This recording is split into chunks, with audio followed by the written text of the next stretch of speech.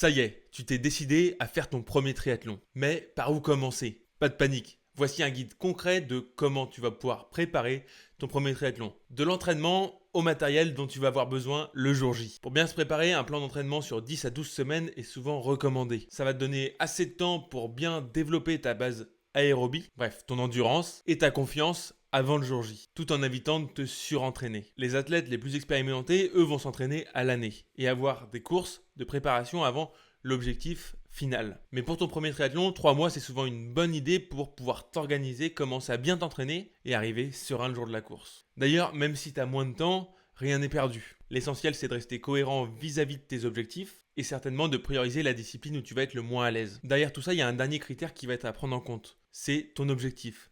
Si jamais tu veux faire un triathlon L et que tu t'y prends 3 semaines à l'avance, ça va être bien trop court. De la même façon, si tu prépares un triathlon M mais que tu as un objectif de temps qui est assez important, peut-être que t'entraîner 10 à 12 semaines, ça va être trop juste.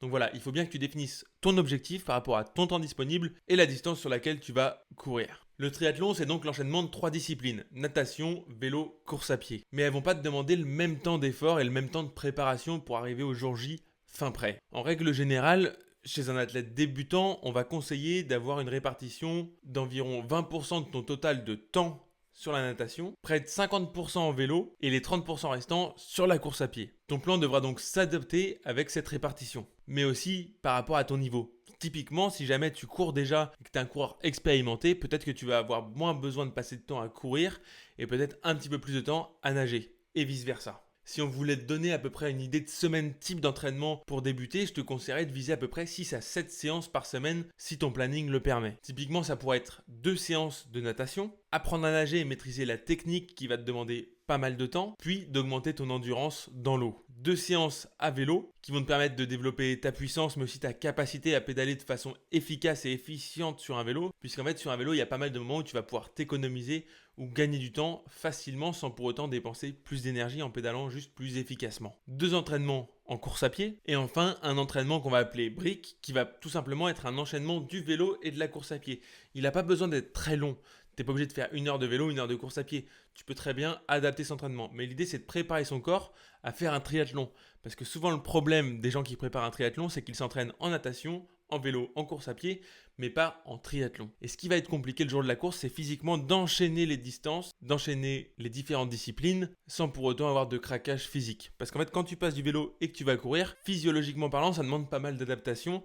Et en fait, c'est en travaillant à l'entraînement que tu vas pouvoir petit à petit aller progresser et surtout le jour de la course, ne pas arriver et découvrir la sensation que tu vas avoir en descendant du vélo et en allant courir. Mais attention, toutes les disciplines ne nécessitent pas la même intensité ni la même durée. Autrement dit, tu peux aller nager 2 fois 30 minutes et par contre passer 2 fois 1 heure sur le vélo et aller courir 1 fois 40 minutes, 1 fois 30 minutes par exemple. Bien évidemment, tout ça, ça va être à personnaliser et adapter par rapport à ton objectif, la distance que tu prépares, mais aussi ton niveau de base. Parce que là-dessus, on n'est pas tous égaux, on part pas tous du même endroit. Mais alors, quelle intensité adopter dans tout ça? Personnellement, je te conseillerais d'abord d'être consistant. Parce que c'est la consistance qui va te permettre d'arriver le jour J entier, donc pas blessé, et surtout en pleine forme et confiant. Il vaut mieux s'entraîner de façon régulière à une intensité plus faible que de faire des pics d'entraînement avec des semaines très hautes avec beaucoup d'intensité et où tu risques de te blesser ou de te dégoûter du sport. Parce que trop d'intensité, ça va mener à un surmenage psychologique, de la fatigue accumulée, parce qu'on a aussi un métier, un travail qui peut aussi nous demander beaucoup de temps, un risque de blessure qui va être accru, parfois une perte de motivation qui va venir en découler. Souviens-toi, tu t'entraînes pas juste pour une course à pied, une natation,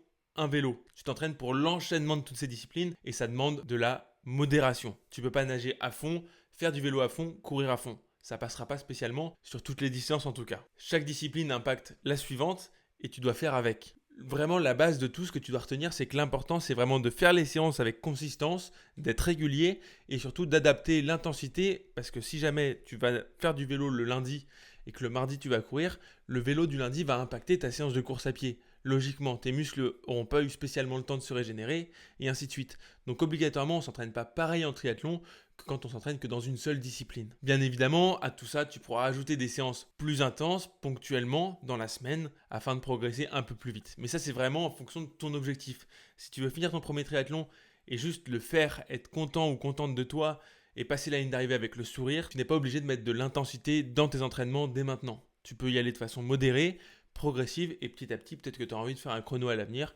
mais ça, tu le verras après. Maintenant qu'on a vu comment tu allais t'entraîner, comment tu allais te préparer, sur combien de temps, comment tu allais formuler tes entraînements, on va voir ensemble de quel matos tu vas avoir besoin pour faire ton premier triathlon.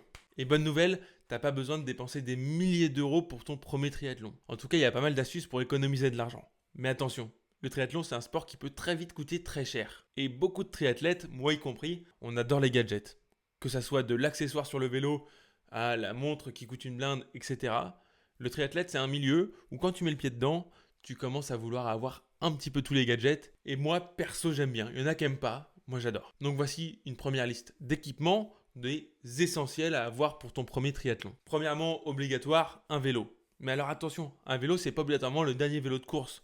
Tu peux même faire ton premier triathlon avec un VTT. Donc ça, il n'y a pas de souci. Tu peux prendre un vélo, soit pas cher sur le Bon Coin ou Troc Vélo, qui est un bon site pour trouver des bonnes affaires, ou bien le VTT que tu utilises au quotidien si jamais tu en as déjà un, par exemple. Deuxièmement, il va te falloir un casque, des lunettes. Alors, les lunettes, c'est pas obligatoire, mais moi je te le conseille vivement. Tu peux aussi avoir des chaussures de vélo avec des pédales automatiques au début, mais c'est vraiment pas obligatoire. Tu peux tout à fait faire le vélo avec tes chaussures de course à pied par exemple. Mais si tu veux une meilleure efficacité, les chaussures de vélo seront vraiment un plus. Deuxième chose d'optionnel, c'est la trifonction. C'est un accessoire que je te conseille personnellement parce qu'il est vraiment confortable et il va te faciliter la vie. Mais tu peux tout à fait te changer entre toutes les disciplines.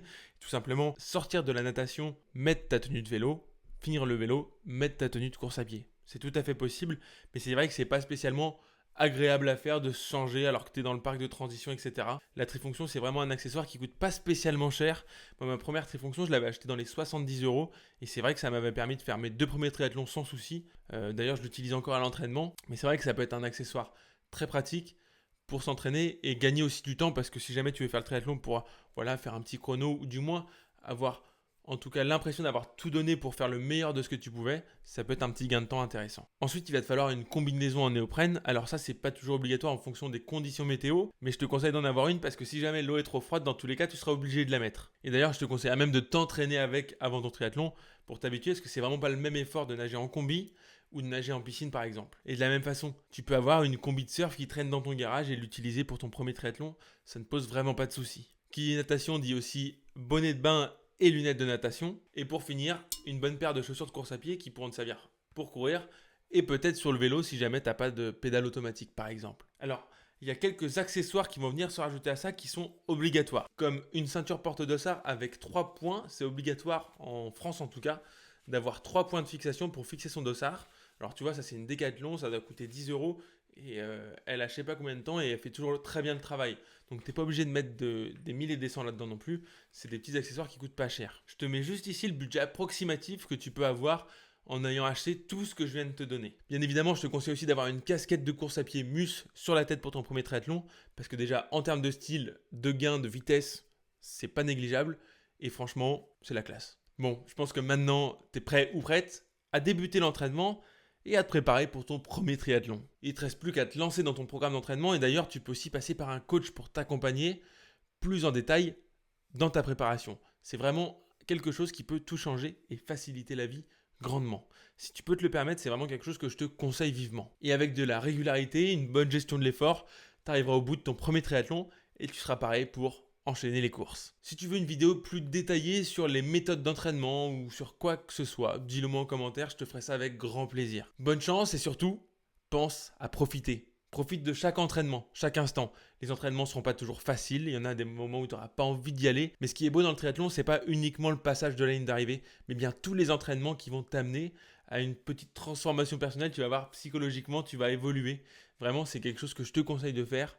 Alors fonce, te retiens pas et profite. À bientôt, bisous.